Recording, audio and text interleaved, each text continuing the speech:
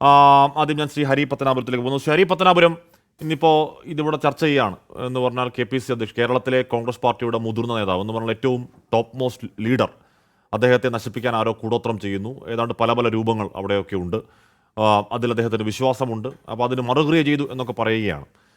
എന്ന് പറഞ്ഞാൽ ഒരുപക്ഷെ പാവപ്പെട്ട സാധാരണ മനുഷ്യർ ഒക്കെ പേടിയിൽ ജീവിതത്തിൽ തിരിച്ചടി ഉണ്ടാകുമ്പോൾ ഇങ്ങനെ എന്തെങ്കിലുമൊക്കെ ഉണ്ടാകുമോ എന്നാലോചിക്കുന്നത് അല്ലാതെ ഇത്തരം തട്ടിപ്പുകൾക്കെതിരെ പ്രതികരിക്കേണ്ട നേതാക്കൾ വരെ അത് വിശ്വസിക്കുന്നു എന്ന് പറയുന്നത് നമ്മളെന്തോ നവോത്ഥാന കേരളം എന്നൊക്കെയാണ് പറയാറ്. ശ്രീ ഹരി പത്തനാപുരം. ശരിക്കും ബഹുമാനനായ KPCC പ്രസിഡന്റ് ശ്രീ സുധാകരൻ അദ്ദേഹം ഒരു വിശ്വാസിയാണ്. ശരിക്കും അദ്ദേഹത്തെ ഇതാരോ ഇത്തരത്തില് തെറ്റിദ്ധരിപ്പിച്ച് വിശ്വസിക്കുകയും അവിടെ നിന്ന് ഇത്തരം സാധനങ്ങൾ എടുക്കുമ്പം സ്വാഭാവികമായിട്ട് ഹാഷ്മി ഒരു വിശ്വാസിയായിട്ടുള്ള ഒരാളെ സംബന്ധിച്ച് അത് ഭയങ്കര വെപ്രാളം ഉണ്ടാകും. ഞാൻ മനസ്സിലാക്കിയത് വാർത്തകളിൽ നിന്ന് അദ്ദേഹത്തിന് ആരോഗ്യ പ്രശ്നങ്ങൾ ഉണ്ടായപ്പോൾ ഇതാണെന്ന് പറയും. ഇത് കണ്ടെടുക്കുമ്പോൾ വീണ്ടും ആരോഗ്യ പ്രശ്നം കൂടും. കാരണം ആരോ നമുക്ക് എപ്പോഴും നമ്മുടെ ജീവിതത്തെ അബ്നോർമലായിട്ട് എന്തോ ഒരു കാര്യം എവിടുന്നോ ചെയ്യുന്നു എന്ന് തോന്നുമ്പോഴുണ്ടാകുന്ന ഒരു മാനസികമായ സംഘർഷം, അതാണ് ശ്രീ സുധാകരൻ അദ്ദേഹത്തെയും ബാധിച്ചിട്ടുള്ളത്. ശരിക്കും പറഞ്ഞാൽ ശ്രീ സുധാകരൻ സാർ ഇതിൽ ചെയ്യേണ്ടത് അദ്ദേഹം തന്നെ ഒരു പരാതി കൊടുക്കണം, ഇത് കണ്ടെത്തണം എന്ന് പറഞ്ഞിട്ട്. അപ്പോ ശരിക്കും ഇത് എടുത്ത ആളിനെ പിടിക്കുകയും ഇതെങ്ങനെയാണ് എടുത്തത് എന്ന് തെളിയിക്കപ്പെടുകയും ചെയ്യും.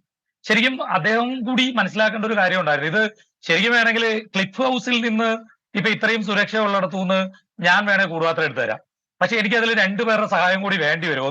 ഒന്നുകിൽ മുതുകാടിന്റെയോ അല്ലെങ്കിൽ എന്റെ പ്രിയപ്പെട്ട സുഹൃത്ത് ഒരു ഫാസിൽ ബഷീർ ഉണ്ട്. കാരണം ഇതൊരു കൈയടക്കമാണ്, ഒരു മാജിക് ആണ്.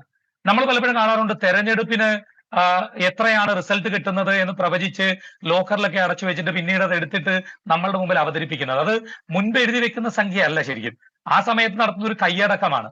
അപ്പൊ ഒരു മജീഷ്യന് കൃത്യമായി കാണിക്കാൻ കഴിയുന്ന ഒരു കാര്യമാണ് ബഹുമാന്യനായ സുധാകരൻ സാറിന്റെ വീട്ടിൽ കാണിച്ചത്. അദ്ദേഹത്തെ മാനസികമായി തകർക്കുക എന്നുള്ളത് മാത്രമാണ് ഇതിന്റെ ഉദ്ദേശം. അത് എന്തുകൊണ്ട് മാനസികമായി തകർക്കും?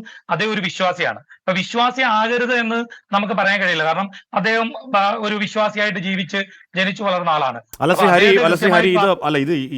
ഇത് എന്താണ് വൺസ് ഇൻ എ വൈൽ എന്ന് പറയുന്ന പോലെ ഒറ്റത്തവണ സംഭവമല്ല. ഇപ്പൊ കണ്ണൂർ നടാലിലെ കെ സുധാകരന്റെ വീട്ടിന്റെ കന്നിമൂലയിൽ എന്ന് പറയുന്നു, പേട്ടയിൽ താമസിച്ച വീടിന്റെ അടുക്കള ഭാഗത്ത് KPC ഓഫീസിൽ സുധാകരൻ ഇരിപ്പിടത്തിനടിയിൽ, ഡൽഹിയിലെ MB ഫ്ളാറ്റായ നർമ്മദ എന്നാണ് ആ പേരെന്ന് എൻ്റെ ഓർമ്മ, നർമ്മദയിലെ സെറ്റിയിൽ, അങ്ങനെ ഈ കെ സുധാകരൻ സഞ്ചരിക്കാനിടയുള്ള സ്ഥലങ്ങളിലൊക്കെ ഈ ഐറ്റം തകിട് മറ്റു രൂപങ്ങൾ മറിച്ച രൂപങ്ങളൊക്കെ കൊണ്ട് വെച്ചേക്കാണ്. അപ്പൊ ഇത് ഒരിടത്ത് സംഭവിക്കുന്നതല്ല. അങ്ങനെയല്ല, ഇത് എടുക്കാൻ പോയ ആളൊന്നു തന്നെ ആയിരിക്കും. അവിടെയാണ് പ്രശ്നം.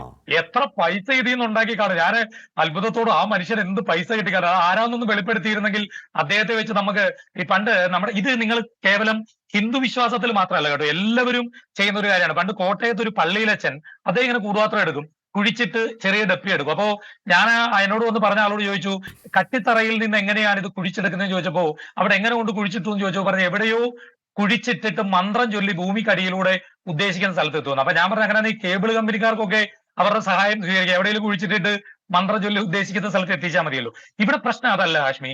ഇത്രയും വലിയ ആളുകൾ, ഇത്രയും സീനിയർ ആയിട്ടുള്ള ആളുകൾ, മെമ്പർമാരായിട്ടുള്ള പാർലമെന്റ് മെമ്പർമാരായിട്ടുള്ള ആളുകൾ ഇത് വിശ്വസിക്കുന്നു എന്ന് പറയുമ്പോൾ ഇത് കച്ചവടം ചെയ്യുന്ന ആളുകളെ സംബന്ധിച്ച് സാധാരണക്കാരായിട്ടുള്ള എല്ലാ വിശ്വാസികളെയും തെറ്റിദ്ധരിപ്പിക്കുവാൻ സാധിക്കുന്ന ഒരു സാധ്യതയാണ് ഈ ബഹുമാന്യനായ. അല്ല ഹരി, നമ്മളിപ്പോ ഇനി എന്ത് നവോത്ഥാന കേരളം എന്ന് പറഞ്ഞാലും കേരളത്തിലെ ജനങ്ങൾക്ക് ഇതിൽ കാര്യമായി വിശ്വസിക്കുന്ന ആളുകൾ ധാരാളമുണ്ട്. നേരിട്ടറിയാവുന്ന അല്ലാത്ത ഒരുപാട് ആളുകൾ ഇതിലുണ്ട്.